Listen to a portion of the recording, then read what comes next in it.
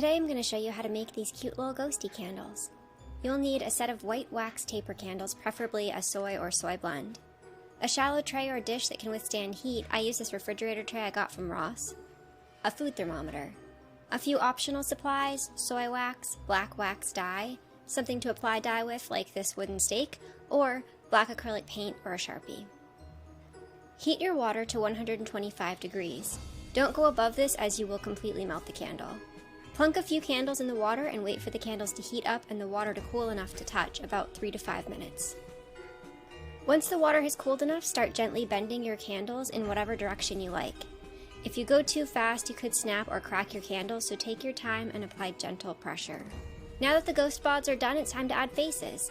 I've seen people do this with acrylic paint or Sharpies, which is fine if you don't plan to burn the candle all the way down past the face. I'm going to use my whole candle though, and I don't want to burn Sharpie or paint fumes into my home, so instead, I'm adding some black wax dye to some extra soy wax and painting faces on with that. And we're done! A few notes on safety: never leave lit candles unattended, and make sure to keep an eye on the wax drips, especially from your curviest candles. Happy Halloween!